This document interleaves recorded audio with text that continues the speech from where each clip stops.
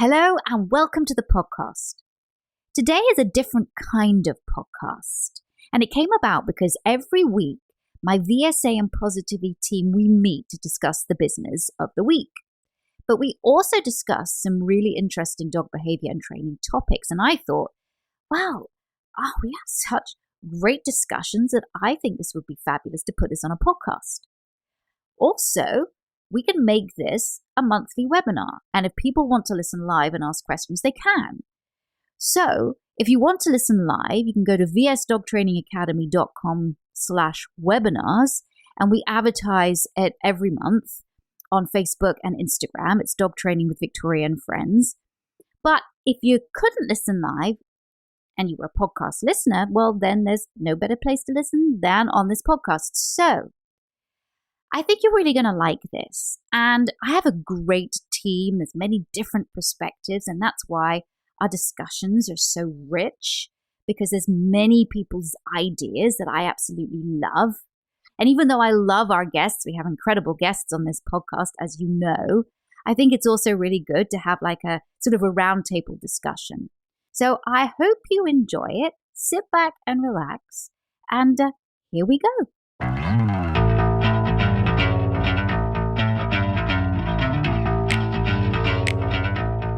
Welcome, everybody, wherever in the world you are. So pleased that you are joining us, and I hope that you are going to find this hour as enriching as we will.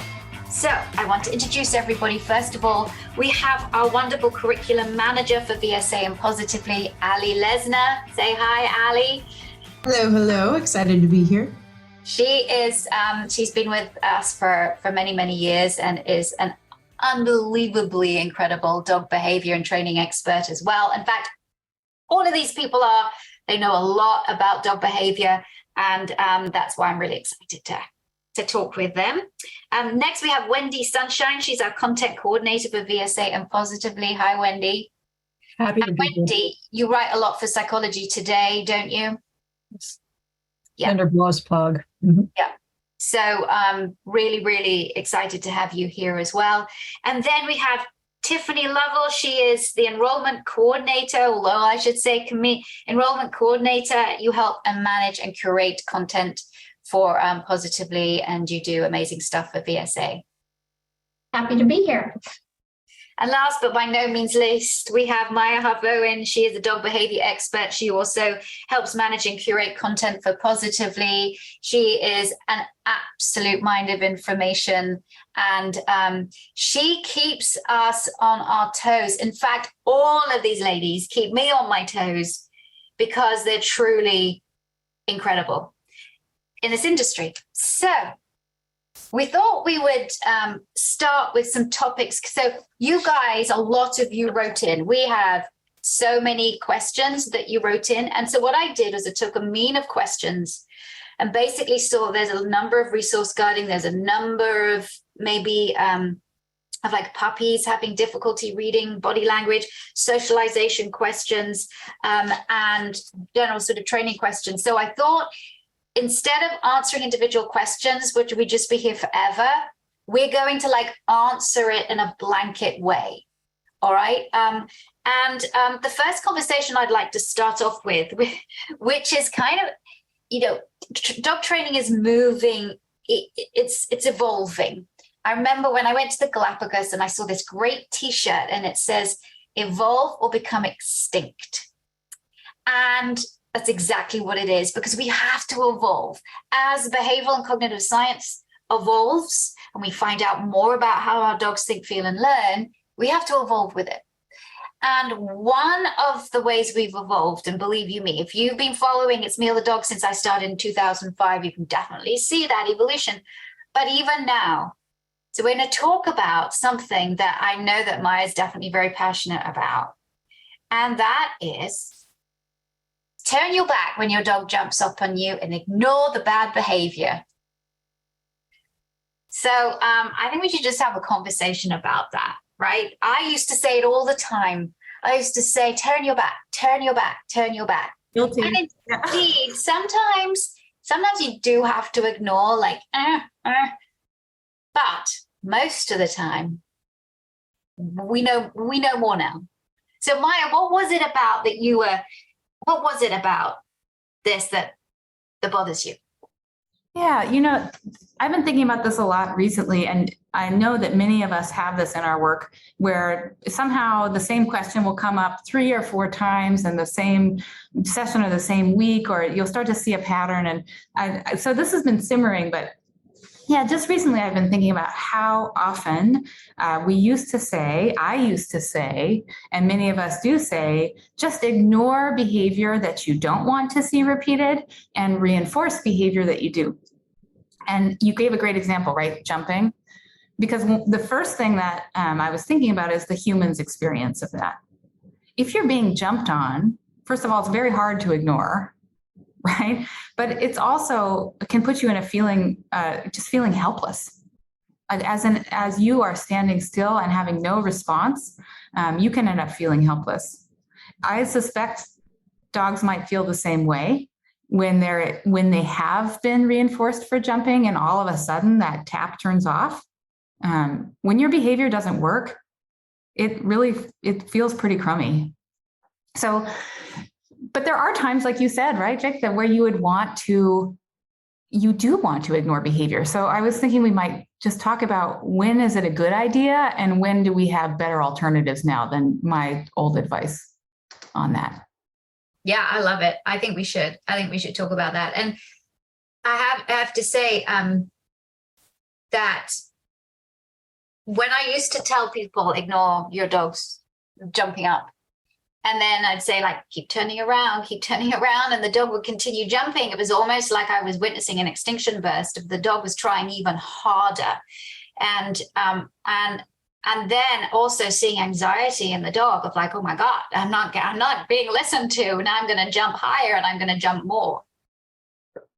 Yeah, totally. Yeah, there's a safety issue involved in many cases, so that advice that we all gave at times, in certain behaviors or certain size dogs and certain size humans,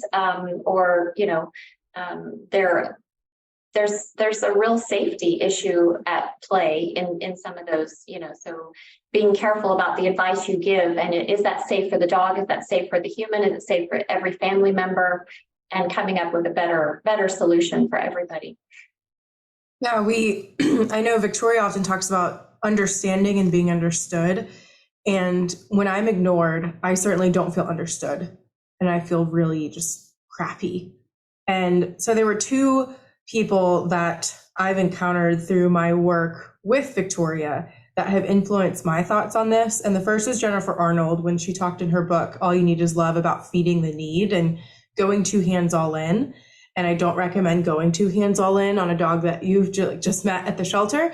But there was something to be said about her going and giving attention to a dog that is displaying these potentially attention-seeking behaviors. So that was something that really it hit me of like, this dog is doing this for a reason. Behavior works. And if this dog is doing it for a reason, why don't we do something about that reason? Another person that influenced my thoughts on this is a person on our advisory board for VSA, Daniel Mills. At VSA, we teach what you want, reinforce what you like, and redirect what you don't. And Daniel, I guess this is why you guys are here, to kind of see under the hood of VSA. But Dr. Mills really didn't love the redirect word. He wanted it to be replace. And he fought really hard for it. And that was something that I thought was really interesting of like, oh, what about replacing that behavior? So instead, because redirecting is almost like another form of, is it ignoring, or are we then going to ask him to do something else? But he wanted it to be replaced. And what he meant by that was teaching the dog to do something else to fulfill that same need. So I thought that was interesting. And I want to know what Maya thinks about that idea. Yeah, I love that you said the dog is doing it for a reason, because when you were talking about Jennifer Arnold's great book, I was thinking about that. Like, that's where I would want to go first, is to treat, and this to me is a matter of respect when we're going in to modify or ask an animal to change how it's behaving.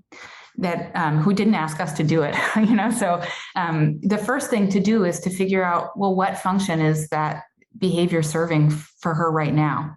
And we have tools for that, but that would be the very first thing that I would want to, quote unquote, ask the dog is, what critical consequence, what is it that you're getting for this behavior?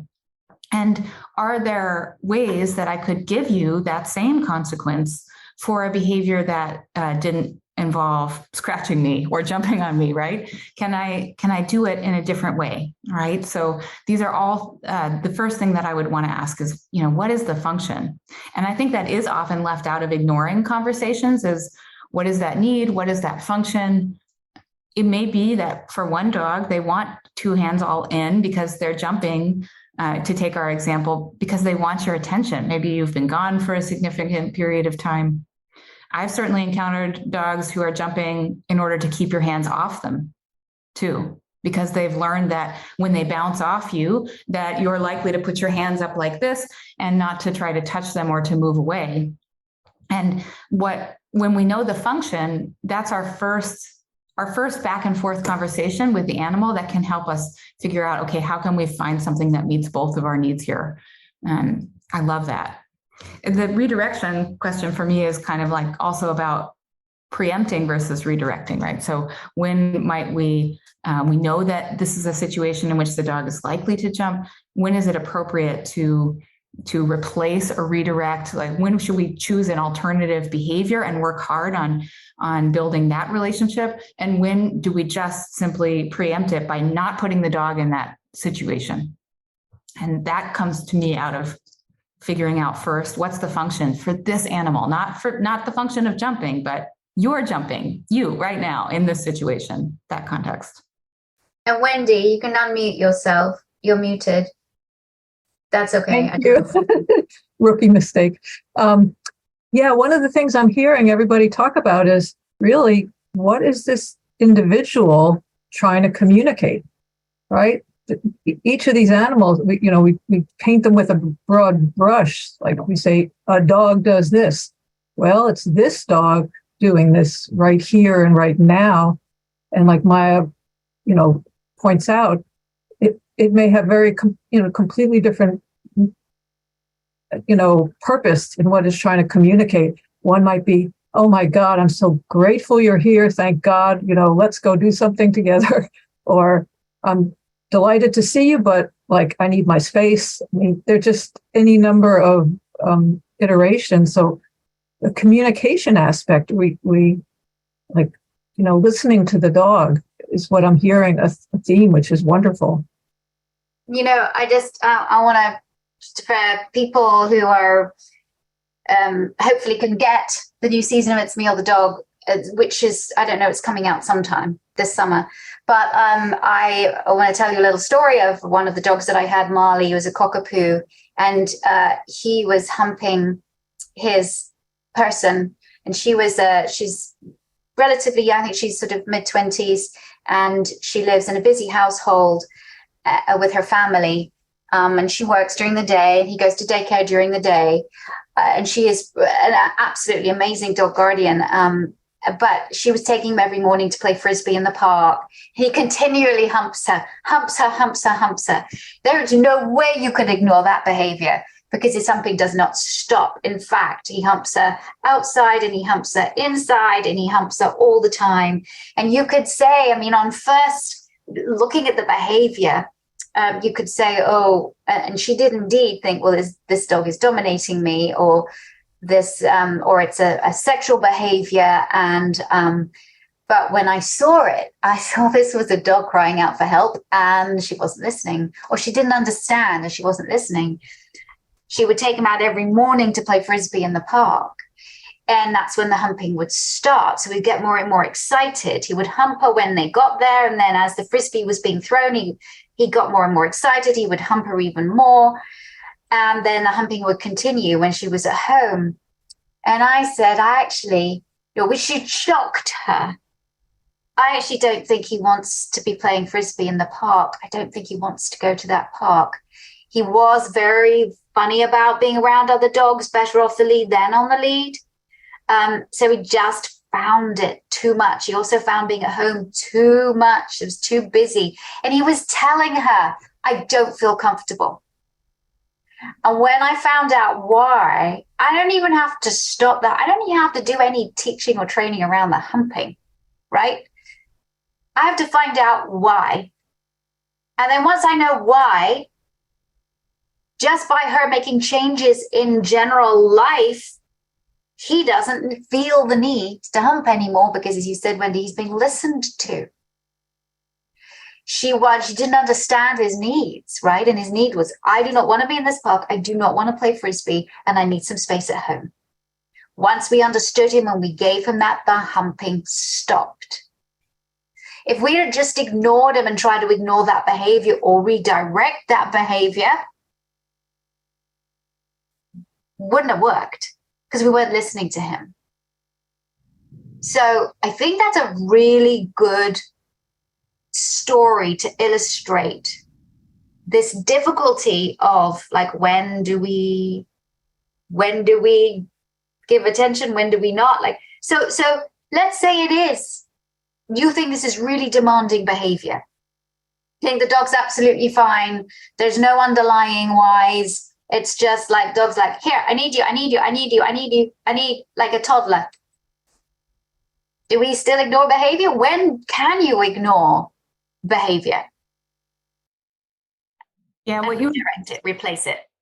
What you were just saying, I'm almost thinking about the same thing, but from another side. So if we do decide, okay, this is something we want, this is something the dog wants, but the behaviors that we're seeing right now, they're not what we want, right? And so in that case, even, I think I wouldn't ever ignore behavior before that dog had a really strong competing repertoire of behaviors that I wasn't going to ignore that would get them the same consequence. So if I had a brand new baby puppy and they were putting their feet up on me and they didn't know any other way to get my attention, I would never ignore that puppy. Now, I might manage it in other ways. I might get on the ground. I might put my hands down low. I might do other things, but I would never ignore it. I would think that the very first bar to clear would be, does this dog have a really rich repertoire of other behaviors that will get them what they're asking for, whether it's a need or a want? And I would never consider adding ignoring as part of a plan until I had built those things with that dog. I think that's key. Yeah. Yeah. Does everybody agree with that? Yeah, I would say definitely getting it ahead of time. Like, that's one thing I worked with my clients is I understand the frustration of clients. I understand, especially if it hurts, if the dog's jumping and their claws hurt you, I totally understand. And they say, but how do I stop this right now? Because a lot of times I would talk about how we want to look at the dog's sleep. We want to look at, like, are we meeting this dog's needs in every way before we even handle that? Because I don't know about you or me, but if I was going to do some like cognitive behavioral therapy for something specific, I would want to be sure that I'm sleeping, exercising, eating right, like doing all those things first, because that could get rid of it first before I like spend all this time, energy, and potentially money on fixing something that may fix itself if I fulfill my other needs. So even if that's out of the way, this client is still saying he's sleeping, he's doing this stuff, I just want this one thing to stop. It's like, okay, I understand that. And I get that when we're going to stop that by actually doing this instead. So like Maya said, getting down on the ground as the dog is running to you, potentially getting on the ground first and playing a game with a toy on the ground or tossing some treats on the ground so that we're getting attention, but on the ground rather than having them jump up in the first place is something that I've advocated to clients in the past. Yeah, I think a lot of people don't realize that sometimes really minor, easy, like simple, immediate changes that they can make in their own behavior or their own environment, whether it's change something in the environment, which we typically refer to as management, or change something very simple that they're doing, which gives the puppy or the dog a different picture and a different way of interacting with them, it is sometimes the easiest and simplest solutions and can have the most powerful impact. Whether that may not be the long-term solution, but it can certainly be, like you said, Ali, the in the moment, for now solution while we work on something different. Yeah, I love that. And I think sort of this whole idea of like, we got to train the dog to do something else. We got to train the dog to do this and train the dog to do that. Well, actually, we're really just talking about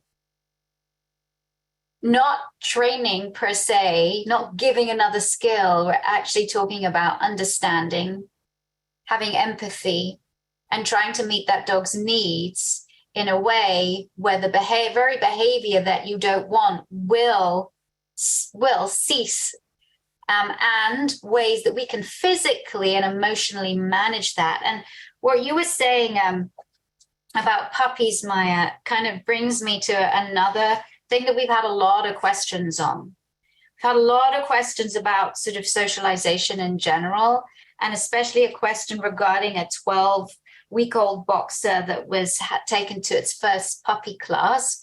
Great for you guys for taking your puppy to puppy class, and was actually interacting with the other puppies. And it's fine with other dogs outside of class, but it started to growl at the other puppies in class. And so, what can they do to stop this? But also, is it right to be taking this puppy to class? And then that sort of, so let's just talk about sort of puppies in general interacting. And if you do see something like that in your puppy, should you be concerned? But also socialization sort of in general, what is it? So let's just start with that puppy question, or maybe socialization comes in naturally with it at the same time.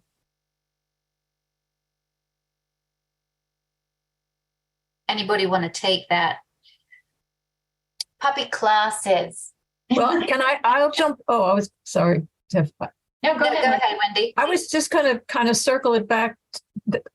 That story of Marley the dog is just so powerful that I keep thinking about it, and almost in relation to the puppies too, because what choices does a dog or a puppy have when they're in distress? How can they express their distress to you? They can't tap you on the shoulder quietly and politely and say, I've got a bellyache, or I'm feeling overwhelmed, or I banged my knee and I can't run around so easily, or whatever the thing is. So whether it's a full-grown dog at the park or whether it's a puppy in this new, situation, how do you experts who are running these classes, identify what that puppy is or dog is trying to tell you, and giving them the voice so they can share that information instead of just basically sticking a gag in their mouth and saying, be quiet, I don't want to hear from you now. Like, or children are better seen than heard, so, and dogs the same way. So I'm just throwing that out there to hear. I'm curious, whatever. No, it's absolutely right. One of my favorite things to educate clients on is a growl is a good thing, meaning it's communication. So while we don't necessarily want this puppy to continue to feel whatever he or she was feeling that made her need to growl, we want to pay attention to the growl. We want to respect the growl. We want to understand what was happening to cause the growl so that we can help be our puppy's advocate and help that puppy out of that situation, or learn from the situation so we don't place the puppy in that environment again, or that particular setup. And Wendy, you brought up some amazing points about it could be something the puppy got injured and you didn't even see it happen. A rough tumble, two puppies playing and tumbled around and hurt his ear or hurt his toe, and you didn't see it happen, but the puppy is in pain or at least uncomfortable. And it's the same way as, any of us would hope that if we came over to someone that cared about us and didn't feel good, that they would help us. And that's what they're trying to communicate in those situations. Yeah. Yeah, I'm going to sound like a broken record here, but with growling or with anything else, it's communication, yes, but it is also, for me, it's an attempt to change their current situation. And if you're seeing more of it, it's because that's their best or only option for doing it right now. So, and this goes back to ignoring behavior. I would never want to ignore that. That's really important information to me. But then I would want to give that puppy other less effortful and less scary to people, right? And more social ways to change their situation. And I think that puppy very clearly saying, I don't feel comfortable. I'm overwhelmed for whatever reason. Maybe I'm in pain. Maybe I'm scared. I'm overwhelmed at least. And so this is a great situation for me. Doesn't mean to say that you've got an aggressive dog, right? And I think that, and I know that we've talked about it before, like we don't like using labels. We don't want to say because a dog is bitten that that is an aggressive dog. No, that dog showed aggressive behavior in this situation, in this context, because of X, Y, and Z, but it's not an aggressive dog. We need to stop sort of putting labels on us. But I think their concern is like, will this continue? And I think you're right, understanding what the context is and changing the context and really advocating for your dog. We are very excited because we're launching our new courses for dog lovers very soon. And one of those courses is Brave, and Brave sort of means, it's not so much, well, it is an acronym, but it's, Brave is sort of coping strategies for every dog. And in it, we talk about advocating for our dogs. It's truly like really listening to them and going, okay, buddy, I see that you are overwhelmed in the situation. I'm going to take you out of the situation. And also not being so judgmental. Oh, no, my puppy growled, so now is an aggressive puppy. No. It just growled in the context of something. So be careful when you use any kind of labels, because that's our human interpretation on our human feelings. We have to look at behavior. That's maybe for another time. But then what is socialization, right? So they're doing a great thing. They're taking their puppy to puppy class. And we tell people, before even all the vaccinations, as long as it's a safe class and everything, and it's good hygiene standards and 2 rounds of vaccinations, take your puppy to a puppy class. That's great. But what is socialization? And why does it go wrong a lot of the time? One thing I was thinking about is to anthropomorphize this one, actually. And I think because it may help here. And one way I think about that is when a toddler learns to say no. Sometimes they love then to use the word no. But in this situation, this puppy is growling in a social context. And what I see is if your toddler is crying and screaming no, often whenever they're around other children, that's letting you know that something else is going on, that this toddler does need space, is saying no, that maybe it is in this context, especially if it's context specific, but that's letting you know that this toddler is advocating for themselves. They need help communicating that to others. And this is when you probably do want to intervene. I don't know, ladies, if you think that that's an okay example to use here, but I would think about it in this context that puppy is trying to communicate and does need help. But we also want to make sure that if your toddler is saying no over and over and over again, that it may be something other than what's happening in this moment, that there may be other needs that aren't being met or some other way that they're not feeling comfortable. And that's something that needs to be considered as well. Yeah. So the whole, we had talked about socialization before, that the whole thing about socialization is it's really about exposure. When you talk about socialization, it's really about exposing your puppy / adult dog to different environments and situations and people and cars and motorbikes and all the whole thing. That's the sort of the idea of it, so that they don't become sensitized to it. They see it as something that's not scary. It's something that's part of everyday life, and that it's all fine. And it's like exposing. I sort of say socialization is more about exposure. And the fact that you don't always have to physically touch. I think a lot of people think socialization is all about sort of physical play or physical touching. But actually, we socialize with people all the time, but we don't physically touch them. So why is this kind of like, okay, I've got to take my dog to socialize, and then I'm going to put my dog in a puppy play group or at a dog park so I can get good socialization? You raise a wonderful, wonderful point about it's visual, it's sound, it's stimulating all the senses and having new inputs early enough in life that their developing nervous system learns how to integrate those and regulate themselves and do all the wonderful things that its little brain is going to do, and important at that stage of life. So that's a fascinating point and well taken. Yeah. Yeah, and I think. Go ahead, Maya. Well, I was just going to say puppy, I'm thinking about this boxer puppy at puppy class. And I often think that we think when we take any dog into a professional environment, it's all or nothing. Either he should do everything in that class or he shouldn't be in that class. And there are so many shades in between where you might say, for instance, this is a puppy. I want to go to class. I want, as the guardian, I want to be there. I want to learn, but maybe behind a barrier, and maybe we're going to skip play session for this puppy because it's not right for this puppy. So there may be many ways to get a lot of benefit out of a class without putting your puppy in the deep end if they say, nope, I'm not ready for it. And I would encourage everybody to, go and talk to the instructor about what might work for your dog. Are you a dog trainer looking to take your knowledge and skills to the highest level? Or maybe you're a dog guardian interested in figuring out whether your love of dogs can translate into more of a career than a hobby. Or are you already working in the pet industry but recognize that you need to fill some gaps when it comes to how to manage dog behavior so that you can better serve your existing clients? No matter where you are on your journey, the Victoria Stilwell Academy has courses that can help you get to where you want to go. From our free Building Your Dog's Confidence starter course to the powerful Fundamentals of Dog Training and Behavior course, all the way up to our flagship Professional Dog Trainer course, we have options for every skill level and budget.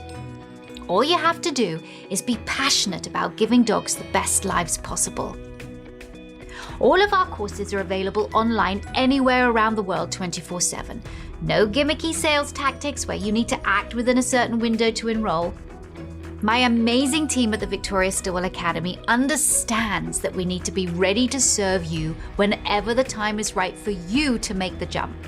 Whether that means dipping your toes into our free courses or realizing your fullest professional dog training dream by enrolling in the dog trainer course. So, join the thousands of dog geeks like you that are a part of our amazing and supportive VSA family today. We have Academy specialists available to talk with you and figure out how we can help you reach your dog training goals, or you can enroll in a starter course for free right now. The Victoria Stilwell Academy. It's the future of dog training. Yeah, and if the instructor, I know a lot of people, the people that I see are like, oh, my dog flunked class, they were thrown out. My dog didn't get it as they were thrown out, and the person's so embarrassed. And then I'm like, why was your dog thrown out? No dog really should ever be thrown out of puppy class or class. If the instructor's worth their salt, they find other solutions for this. If this dog is not able to or feels overwhelmed in a class environment, then surely there's something else that we can do to facilitate learning in a different kind of space or in a different kind of way. I think it's really sad when instructors tell them to leave and fail them. I mean, that's awful. One really great thing that came out of COVID is a bunch of online options for this too. Now, that doesn't mean that you should just stay in your home with your 12-week-old puppy, but you can get the information that is in a class and then introduce your puppy at the level that is appropriate for him in other situations. So I feel like we have more options to meet more different needs for dogs and dog and people dyads than we did pre-COVID. One silver lining. Yeah. Ali, you were going to say something regarding socialization. Yeah, I was just going to piggyback on my human example yet again, but I think it's because it's really helpful for us to understand. But I'm going to highlight my friend Caroline here. I'm so proud of her. She's a new mom. And one of the things she's done is she is, in my opinion, socializing her kid in an amazing way. And they just took their first plane vacation.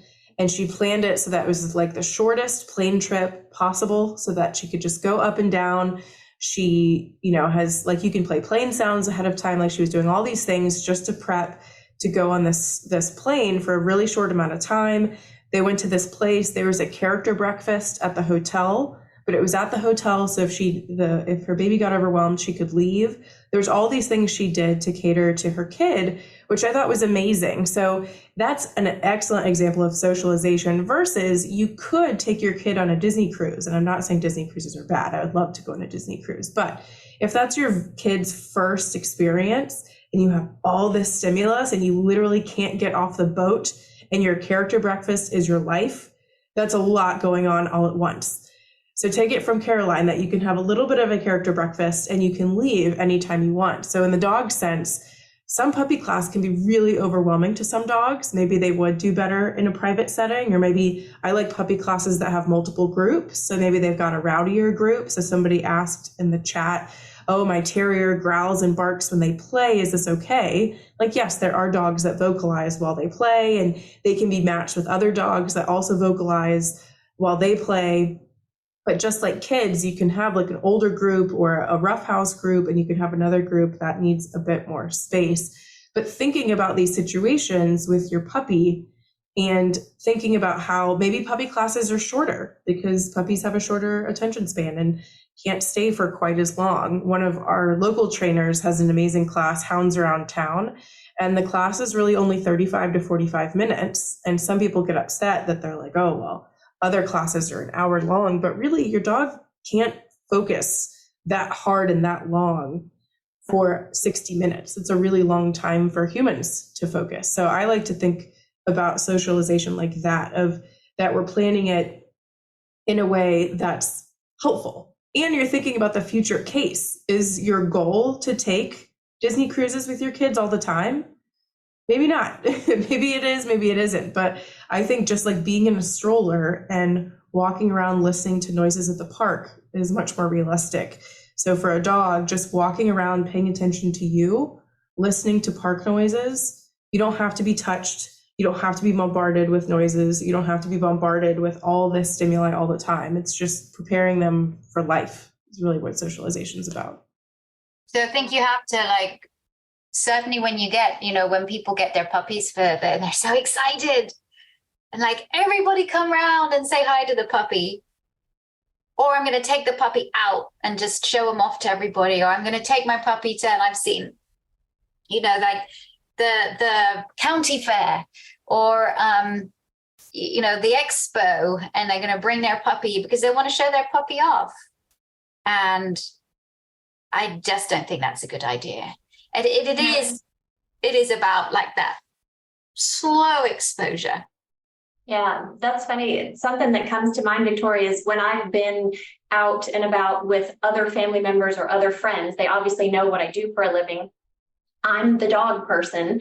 And if we encounter a dog, or especially a little adorable puppy, of course, I think the dog or puppy is beautiful and sweet and cute and amazing.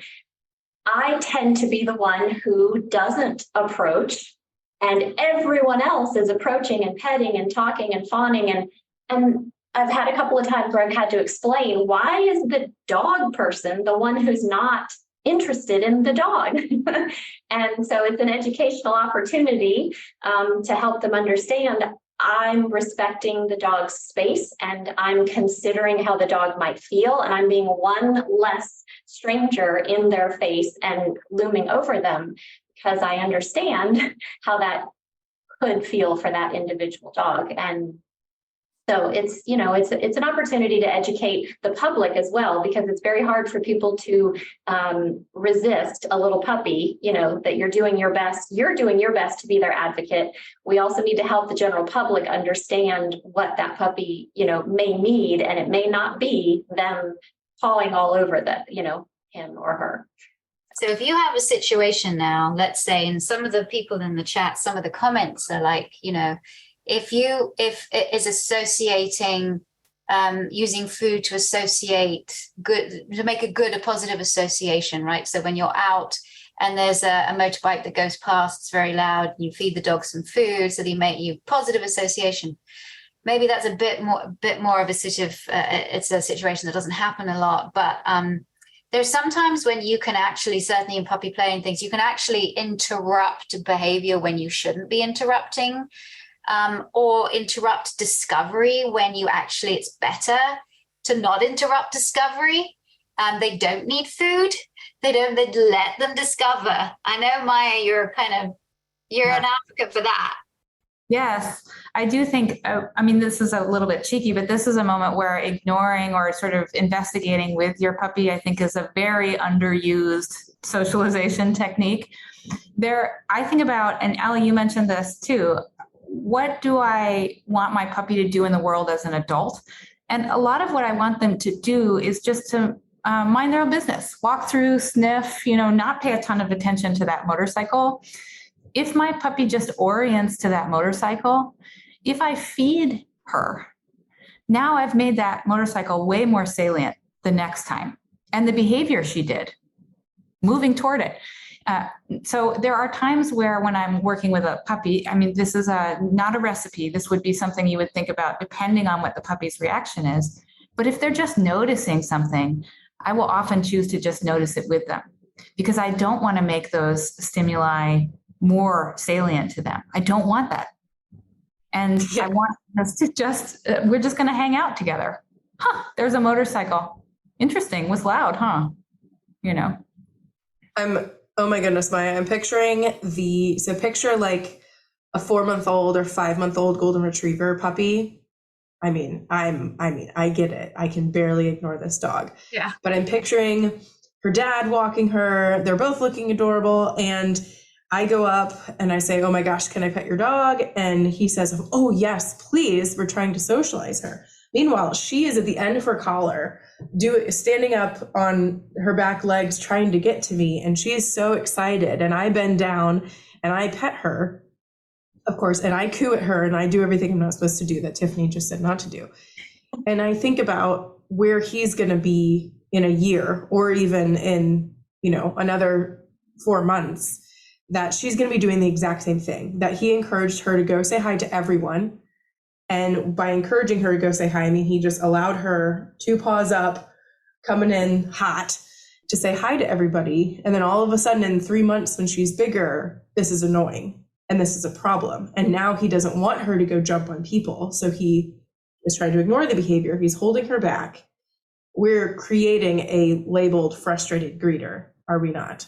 Yeah. That now at first we want you to go say hi and get all this reinforcement from everyone. And now we're saying, oh no, you're too big. And now we're holding you back. And I just think of like how frustrating for this dog and what a mixed signal that she's receiving. So thinking about, again, what is the end goal in mind and starting that from day one with your dog. Now, many of you are thinking, oh my gosh, well, what do I do now though? Because I didn't do that.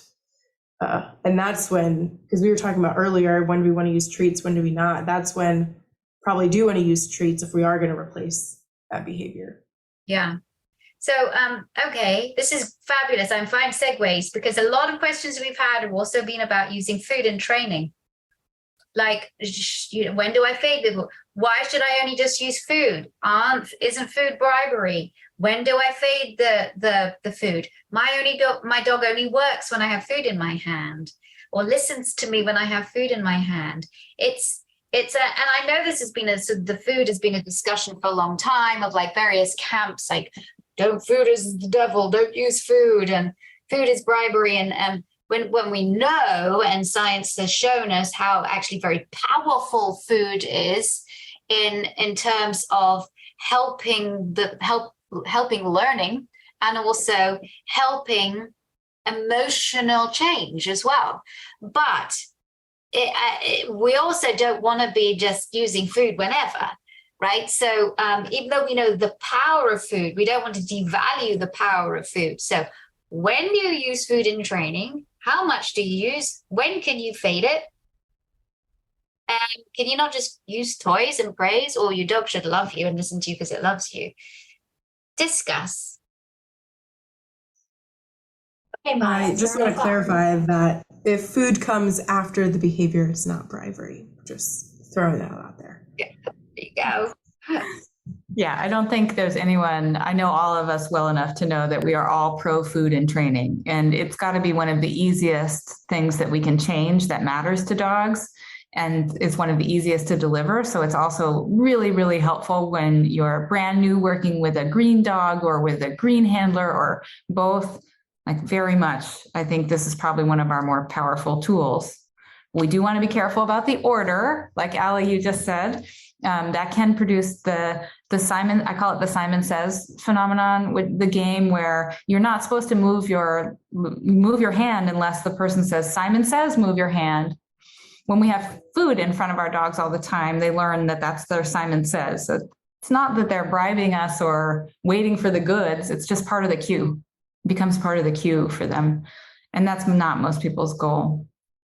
But honestly, I think the answer for when we can fade food is, where is this dog finding its reinforcement?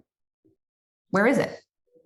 So if I'm teaching a dog that is not sure about handling, let's say a little puppy is not sure about handling, about the approach of my hand, I might use food at first, but I do hope that at some point the actual touch becomes reinforcing to the puppy.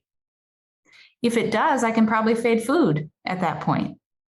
And there may be other scenarios where the reinforcement will never come from anything else. You know, I have a dog who is, she's just neutral to people. If I want her to go say hi to people, I'm going to need to feed her for it, because just saying hello to people isn't itself that interesting to her. So if that's the behavior, the answer for her would be never. So I think less about when to get rid of food and more like, is this a stopgap reinforcement, or is this it? Is this the thing the dog is getting for it? Yeah, absolutely. And it depends, which is what dog trainers are so accustomed to saying, because it really is. It is dependent upon that individual. And as Maya said, what else, if anything, has become reinforcing in place of that food. So for some cases, very quickly, you can fade the food. For some cases, maybe never, depending on what behavior it is you're looking for, and asking of a dog that can't or doesn't find reinforcement anywhere else. Yeah, I think it depends on your goals. So if your goal is to have loose leash walking, I would encourage you to say, well, for how long and in what context? So if you say, I want to be able to walk my dog I want to be able to walk my dog for 30 minutes a day with loose leash walking, I would say that's a lofty goal. 30 minutes is a really long time. What are you okay with carrying food the whole time? And if not, what other reinforcers do you want to teach your dog? Is your dog allowed to go sniff on walks, which I hope that they are? So then I would switch from, food to going to sniff pretty quickly. And then we can cue go sniff every 10 feet. And now we've got a great reinforcer for loose leash walking. Or, one thing I do want to caution against is when you do use, I think food is one of the clearest ways for humans to see, I should say people, so I don't sound like a weirdo, is one of the clearest ways for people to see positive reinforcement at work. One thing I think that happens if we switch to what we're calling like life rewards really quickly is that it becomes more negative reinforcement, and we're starting to withhold something. So for example, I've seen this with clients that they teach a dog to sit at a gate to like go into the dog park. Now all of a sudden we're withholding access to the dog park until the dog goes, and we're generating more and more frustration. And so if the reinforcer is opening that gate, can your dog do this first for food inside, and then can we translate that? So I'd be interested to see what the rest of the team thinks, in that if we start to use toys and other things, and we can do the same with food, but obviously if you're feeding your dog and then you're using additional food for treats, we're not withholding food from a hungry dog. So I'd be interested to know your thoughts on that. Because I've found with my clients, if they're switching to real world reinforcers, sometimes it can to me, it looks less like positive reinforcement. Yeah, it depends. I certainly, sort of in general, I like to find whatever is going to make learning fun and what is going to make learning focused. And that's what I use. And I do believe that all dogs are motivated by food because all dogs eat. But there are some dogs, like take my Chihuahua, for example, that just really not fussed. She'll eat when she wants to eat, but it's really not fussed about other food. You could put beef in front of her, you could put liver, you could put anything, and she'd be like, not now, not until I really want to. And then I've had I've worked with lots of dogs. It seems like, I'm not sort of judging here, but it seems like I've worked with a lot of St. Bernards and the Newfoundlands and stuff that actually really, isn't it, again, not a generalization, but I've just had personally quite a few clients of this. They're just not, like, they are so much more motivated by other things. So while we use other things in the environment and life rewards, but yes, you're right. Sometimes if you're withholding a life reward, then that is a little bit that you're actually withholding something until your dog does something you want, and then it gets it. Maybe we could say that with everything, really. Yeah, I do think that sometimes when we're not sure that our procedures are going to work. So there's a question, both, we can talk about reinforcement as a procedure, a thing that we're doing with the dog to teach something. And we can also talk about reinforcement as a process, right? Something that happens in learning, no matter what your procedure is, like gravity, right? The laws of physics always apply. But sometimes when we're not sure about our procedures, we think, oh, we're using food, but we might think like, oh, is he really going to leave that rabbit for food? Then we tend to lean on deprivation. So we tend then to go, I don't know, I'm going to make sure he's really hungry before we take him out there. And then I do think there is a legitimate question about really what we are doing when we're feeding that dog. If we're taking away hunger, is that really positive reinforcement? And that, I think, is a procedural question. So we can get good at procedures. And I think I see lots of discussion in here about games. Making things predictable and rhythmic can often really help procedures go well, where people are really predictable and dogs also, their behavior becomes really predictable because their cues are predictable, their human cues. Those procedures then can help us be more confident and use whatever it is, life reward, food, toy, play, in a way that's helpful and useful, and that doesn't rely so much on withholding, on deprivation, those kinds of ways in which we try to stack the deck when we're a little shaky on our own procedures. Yeah. Yeah, okay. That's sorry. Oh no, I was just gonna button that up, Victoria, by saying that's why I like with my clients that I would have them teach weight at a door after they come in from their walk after work. They decompress for 10 minutes, they get water, they get in the AC because we live in Georgia, and then we go out again, double walks, like back to back, and then we work on weight at the door. Because one thing I know, some people, they want to be really great clients, they want to practice, and they work on weight leaving for the first time after being alone for hours. And then all of a sudden, even if we're using treats, I think it becomes deprivation. So that's why when the question was asked, when do we fade treats? In my mind, it's what I really want to say is like, oh, well, when your training is perfect. But what I want to say is you can switch to a life reward when you're fairly confident that you are using positive reinforcement rather than one of the other quadrants in using a life reward, that we're really sure that this is reinforcing the behavior. And otherwise, we want to use food because it's a bit more clear of what's happening. And I think clarity is that's the reason why we use food, is because it is so clear. As long as you use it correctly, it is clear, it is easy. And you know what? I found that with clients on and off the TV that there's simplify. They want simple solutions, stuff that is simple for the dog, simple for the person to utilize, and simple in life. And that's how I do my training now. I try, and even with complex issues, I try and simplify. And that's what I want to focus as well as kind of our last little beat here is going to be, we've had a lot of dogs that are resource guarders, and questions about resource guarding and biting people as they approach the food bowl, or lunging and lashing out and things like that. But before that, we've also had people saying about, I want to be a dog trainer, or where do I go? And we're going to encourage you, because we're positively in VSA, we're going to encourage you to go to vsdogtrainingacademy.com and check out our dog trainer course, because it really is creme de la creme, isn't it, Ali? Oh, of course. Yes. So if you want to become a dog trainer, VSA is the way to go, because you get wonderful discussions like this. You get time with Victoria, and these are the types of discussions that went into creating the curriculum, and that we talked to all of our VSPDTs. We talked to a ton of people that really, this has been Victoria's life's work to go into VSA and to create state-of-the-art protocols and build these things for our trainers to go to use and to go off in the world and hopefully help a bunch of dogs and people. And interesting, I just saw a comment on here. Games-based is far more successful than positive reinforcement. Games-based training is far more successful than positive reinforcement. I love that you put that, just because it's like, I just want to discuss that. Are games not positive reinforcement? Exactly.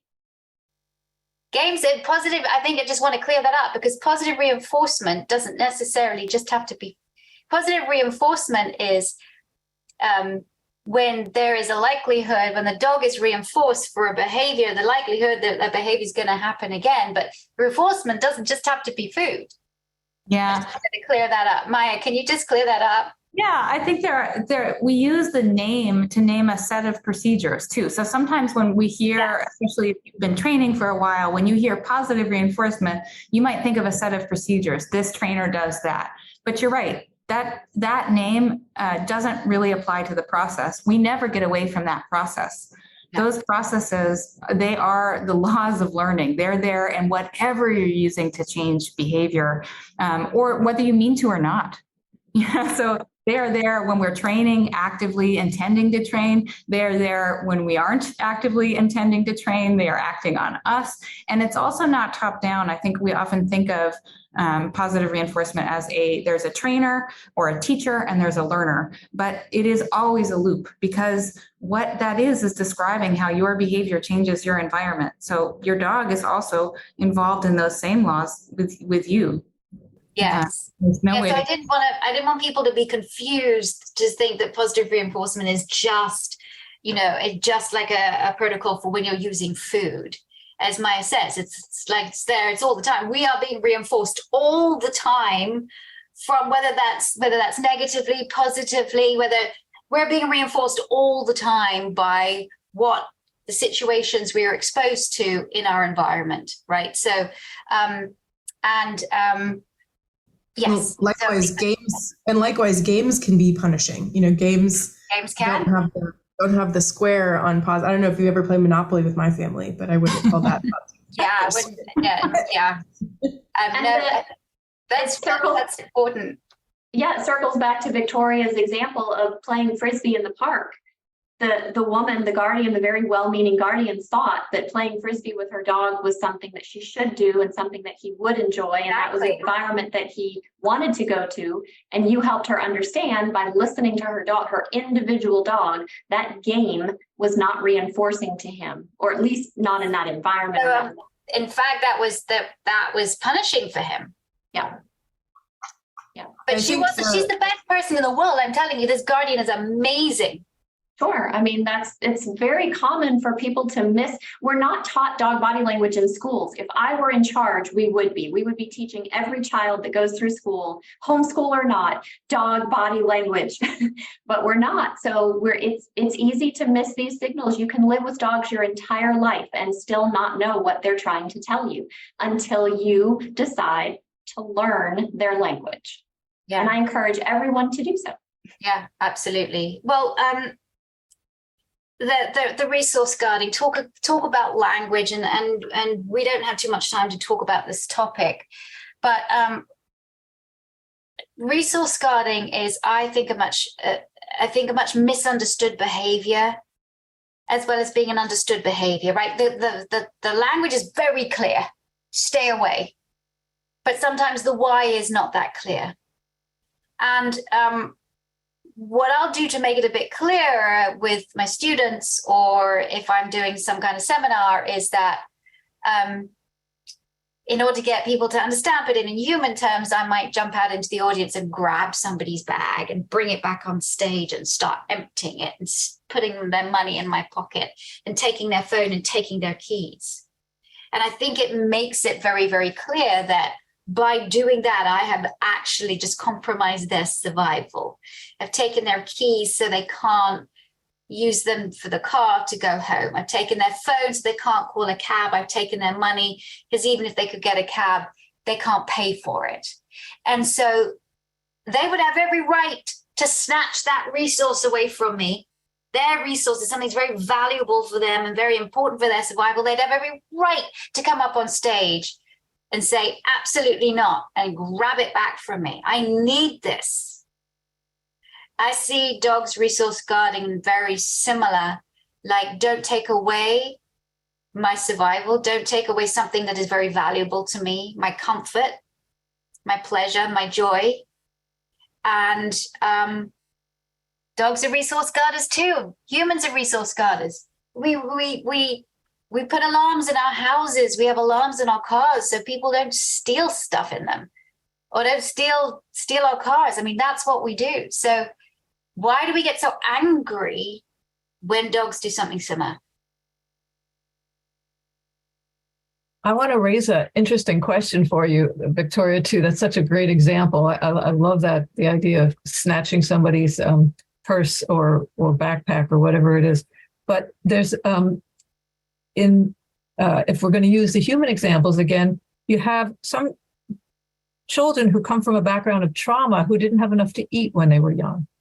And no matter how successful they get to be a grown-up person, they always have a concern about where their next food is coming from. And I remember being told a story. I think it might have been Harry Belafonte, some very famous celebrity who was on a talk show and reached into his suit jacket and pulled out a candy bar. And he said, I always have a candy bar with me, no matter where I go, no matter what I do, because I was short on food my whole youth. And so you will never take this candy bar from me. I'm always going to have it with. And so perhaps if you don't even know the background of the dog too, we have so many rescue dogs. Who's to say that they didn't encounter something that makes them particularly sensitive to that, as you were the resource guarding you were talking about? So therefore, is this a nasty behavior? Or is this a dog being nasty?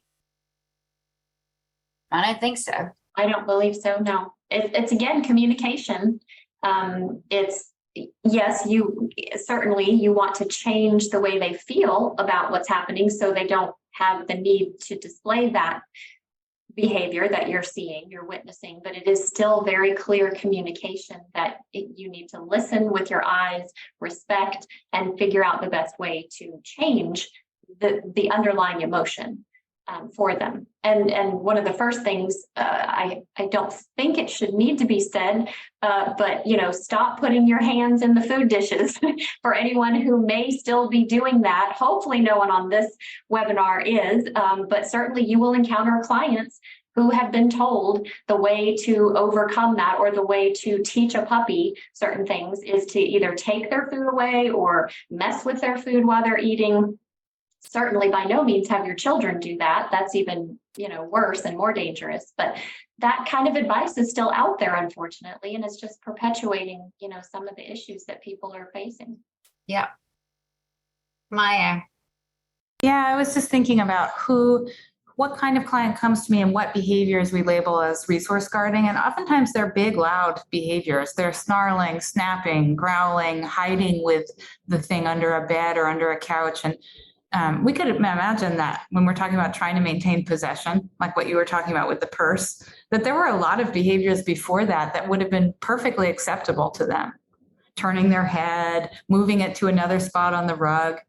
And if that's the goal for the dog, and that's an acceptable solution for people, then making sure that that's what maintains possession can be enough to restore harmony. I do think there is this understanding that if I can't take something away from my dog, something is wrong. but that's not the case. That's not the case. So not the case. Yeah. So not the case. I think if you don't remember anything from this conversation, it is not the case. I like to eat my food without people stuffing their hands into my food bowl whilst I'm eating. I love my husband very much. I love my daughter, but I will tell them no, no uncertain terms if they put their muddy hands into my food bowl. Right. I have every right to do that. Why do we think it's okay to do that with dogs? It is not. I understand what it's like, though, when you have a dog that, and I think this is a larger conversation for another time, but when you do have a dog where it's just not the food bowl, where the dog is now beginning to guard certain items like remote controls, pillows, cushions, beds, sofas, that is you can't live like that. And I've worked with some very, very intense resource guarders. And interestingly enough, a lot of these dogs, they guard things that people handle more of the time than not. Remote controls, shoes, things that smell of the person more than other objects. That is a discussion for another day. But I think that's just a really interesting observation as well. So, look, I just want to say thank you to everybody who has been part of the chat here. I love all of your discussion. I think discussion, and that's why I love it when we do have our meetings, discussion, you learn so much from it. And so that I hope that we can continue to do these maybe once a month or so, and we can choose various topics. I want to thank everybody who's registered for this. And for those of you who aren't watching live on Facebook, for those of you who register and are going to watch this after the fact, I hope that you enjoy it. I just also want to thank this panel of these amazing people that I work with. Thank you so much. I want to finish with your number one. What is the number one thing you tell clients that they can do for a great enrichment tool that their dog can use? Allie. I'll start. I was going to say canine conditioning for sure. What is that?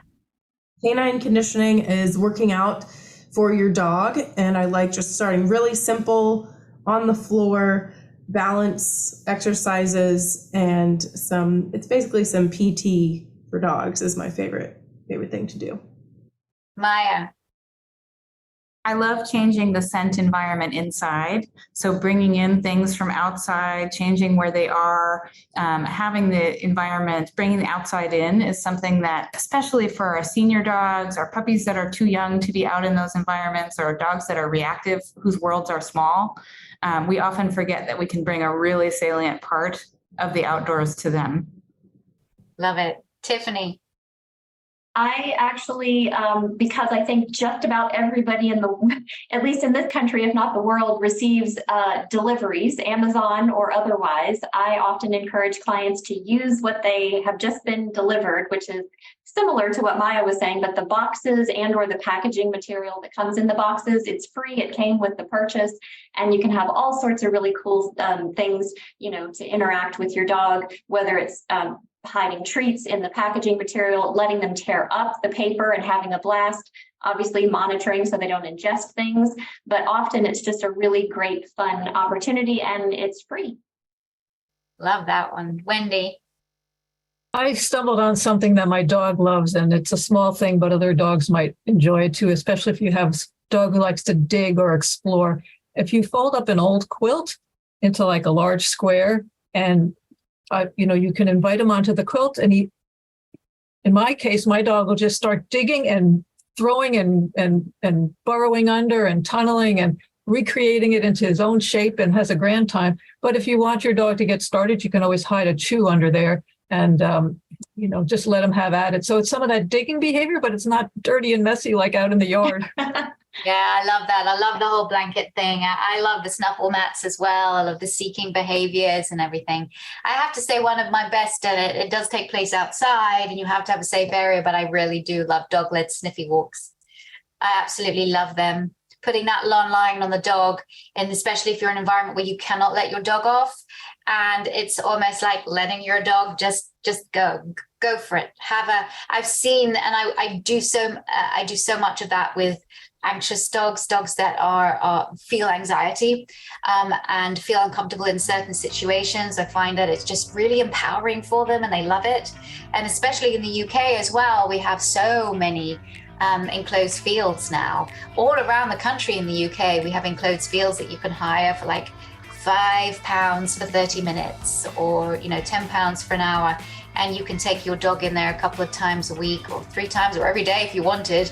And you can let your dog either run around or do sniffy walks on the long line and things like that. So I really like that. It's one of my most favorite things that I do, and I think dogs love it too. So, well, thank you so much. For people that are interested, and if you want to become a trainer, you're interested in thinking about it and not too sure, then please check out vsdogtrainingacademy.com, and we would love to see you there. And then also for your positively.com lovers, you can find loads of information about dog training behavior. Our new site is coming soon, plus all our new amazing courses.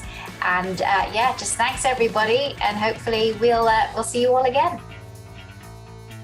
All right, take care everyone. Bye. Thanks for tuning in to Victoria Stilwell's Positively podcast. For Victoria's online dog training courses, more information, and helpful dog training tips, visit Victoria's official website at positively.com. Get connected on Facebook, Instagram, and other social media as Victoria Stilwell, and follow her on Twitter at Victoria S. Learn to become a professional dog trainer with the Victoria Stilwell Academy at vsdogtrainingacademy.com. And be sure to tune in next time as Victoria helps you and your dog live your best life together, positively.